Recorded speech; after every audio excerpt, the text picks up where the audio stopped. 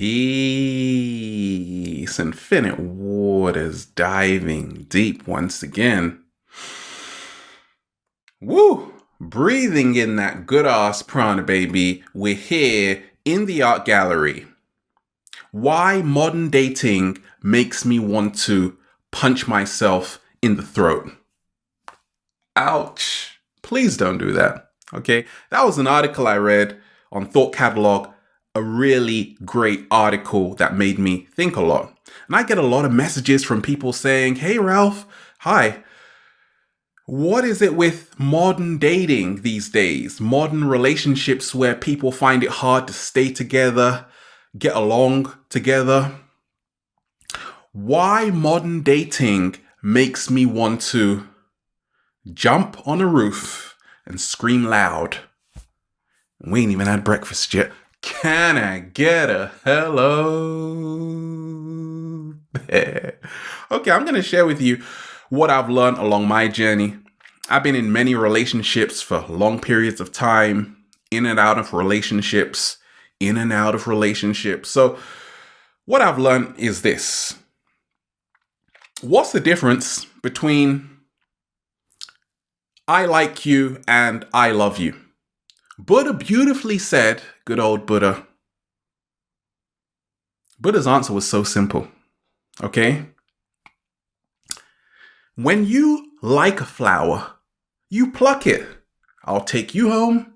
When you love a flower, you water it daily. One who understands this understands the whole of life.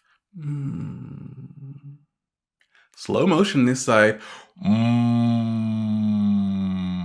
You see, what I've realized along my journey is that there is a difference between love and lust. A lot of us, we just lust people. Oh my gosh, that woman is so fit. You are just thinking on a subconscious level that, okay, she's going to be a great mom. She's got good genes, right? Same thing, ladies. You're looking at that guy saying, oh my gosh, he's so tall. His shoulders are so broad. Goodness gracious. That means he's going to be able to pick me up in the middle of the night, right? Right in the middle of the night. Okay, you get all excited about that, right? We are here to reproduce. Nature has designed us in this way. So a lot of us, we confuse lust and love. And what's helped me along my journey is to really realize that when you really love someone, you water it. Now, what's happened in today's society is that a lot of people don't have time to water anything, not even themselves, let alone someone else. So many people are caught up into lust. Now, what really helped me was to say, look, a relationship is like an investment. You get what you give. So daily watering works wonders. Now, have you ever been with someone and you're like, I think I can change this person. I want to see if I can change this person. Ladies, you know what I'm talking about. I want to see if I can turn around this man's habits. Okay? Then you find out it's just not working because his mother couldn't even change him. What makes you think that you can? Slow motion this side. So we have expectations versus reality, okay? What people are and then what we want them to be. The problem with modern dating is because so many of us, we've got this idea of what we want people to be from seeing fairy tales, Disney movies and stuff like that. And when we actually see the reality that, okay, it's actually nothing like a fairy tale, actually. Reality kicks in. So what's helped me along my journey is to accept people for who they are and what they are instead of trying to change them because they are already themselves before you came on the scene. And they can only change if they want to change. For me, what can make a modern relationship work, modern dating work, what's helped my relationships over the years is that you got to be with someone that pushes you mentally and emotionally and spiritually. Someone where you can say, okay, both of us are on the same wave right now. And we're riding it and it feels good. Someone who accepts your level of weirdness. Have you found that person, like, who gets your level of weirdness? Because you're pretty weird. And someone's going to love your weirdness. You see, many times in this modern world, we forget how layered people are.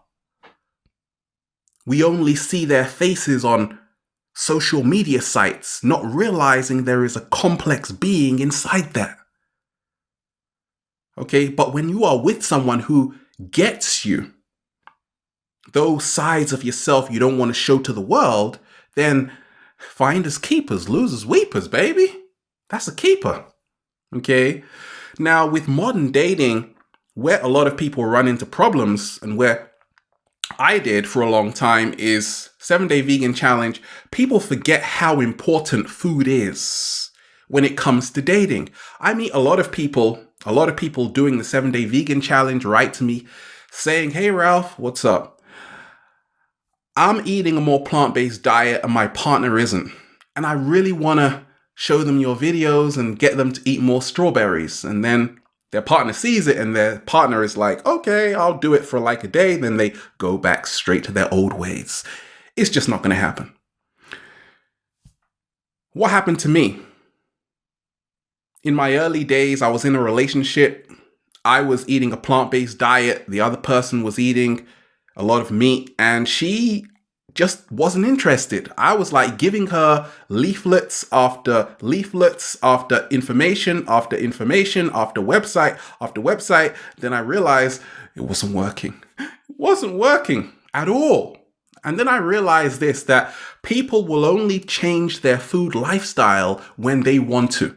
And that's okay. We're not here to start getting people to stuff like portobello mushrooms in their mouth and drink spirulina and eat kale. No, we're not here to do that.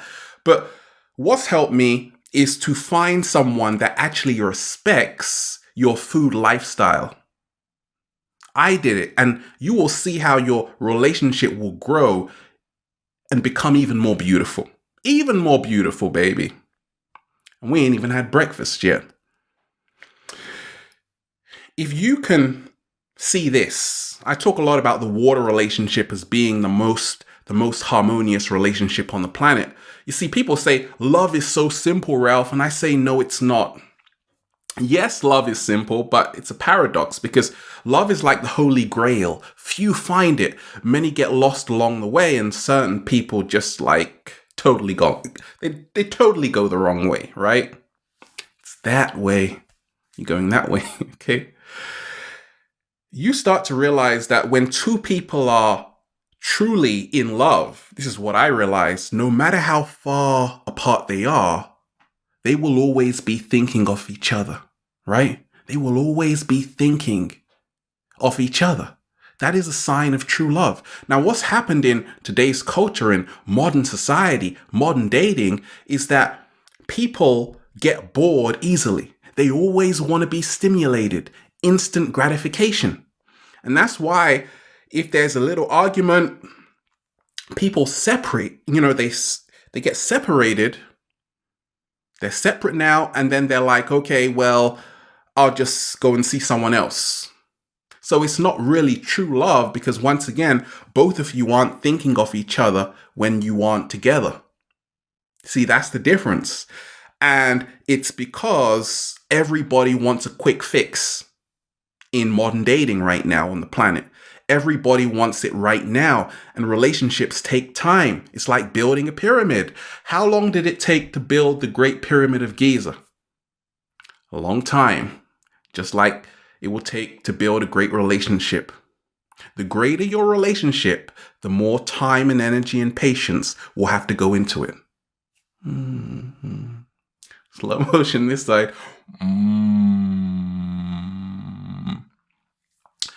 I learned this along my journey because I've been in some pretty atrocious relationships and some pretty beautiful relationships. Now, I remember when I was like 15, I was in a relationship and I realized that it wasn't going anywhere, to be honest. And then I realized because I didn't have a good relationship with myself. You see, your relationships will reflect the relationship you have to yourself. Slow motion this side. Your relationships will reflect the relationship you have towards yourself. So many people on the planet are so busy, they're rushing and racing that they don't even have any connection to themselves. We have lost this ability to feel ourselves. Therefore, we have lost the ability to feel other people, to become sensitive to other people's feelings. Many people are desensitized in modern dating, in modern relationships. So for me, it was all about becoming more sensitive to become my greatest version. Now, are you someone who texts a lot? Do you sometimes text me? I know. Do you text a lot? Like you're texting people emotions like this, I love you. Certain things, what I've learned, and I'm learning the hard way, can't be explained through a text. Ever sent a text and say, whoops, I shouldn't have said that because this person is totally translating it the wrong way and it's just messed everything up. And please stop. Don't type to me how much you love me. Show me. Right? That's what I'm telling myself every day as a reminder.